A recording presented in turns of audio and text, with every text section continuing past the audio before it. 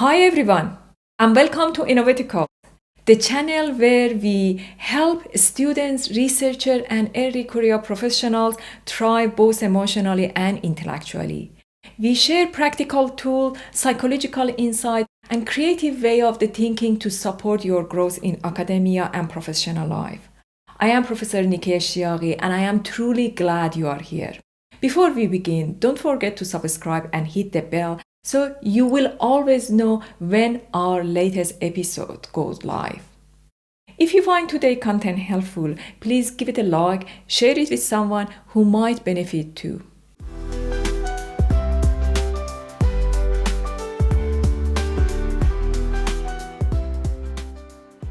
Let us start with a question.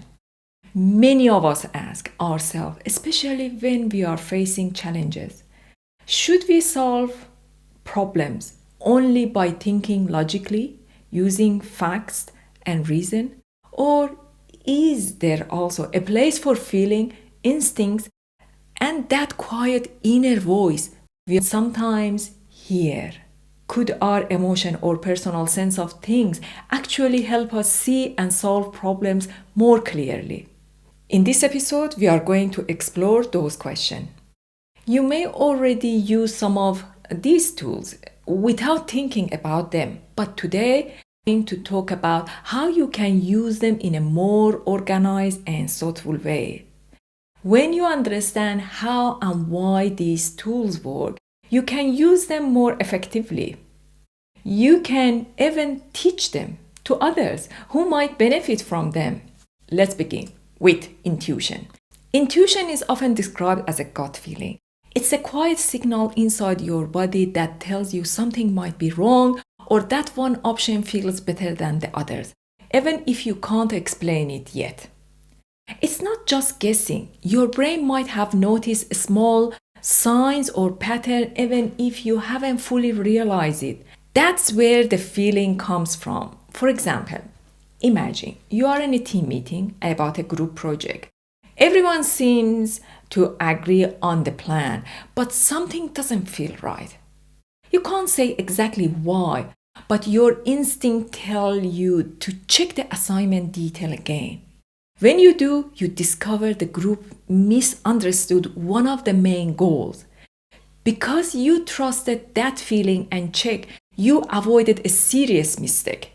Or imagine, you are writing a scholarship application. You have written a strong proposal, but it feels like something is missing.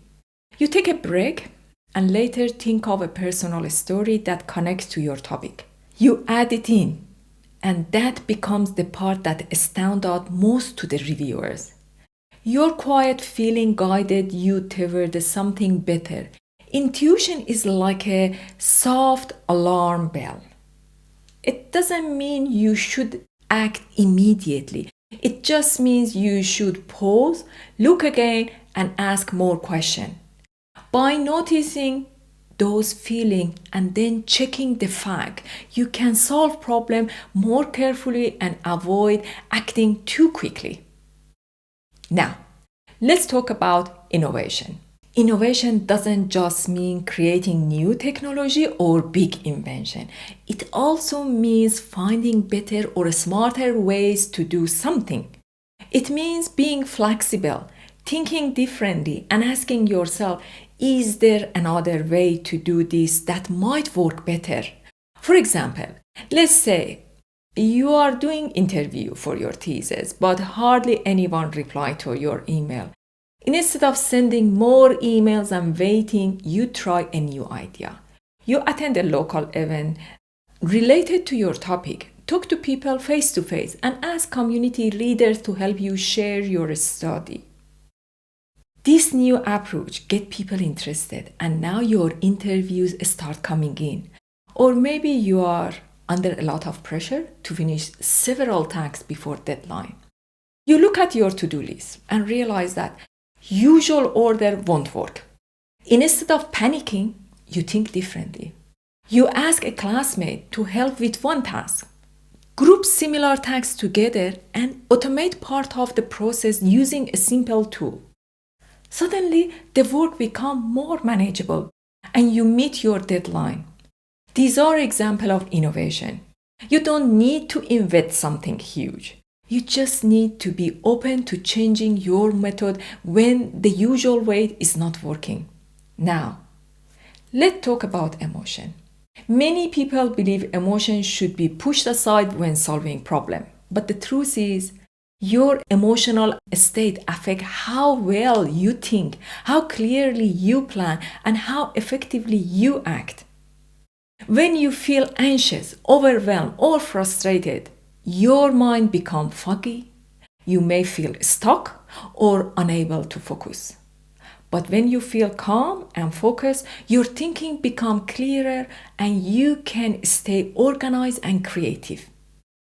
Think about a time when you were struggling to focus on an assignment. You kept staring at the screen, but the ideas were not coming. You felt stuck. So you took a break, went for a short walk, or listened to music.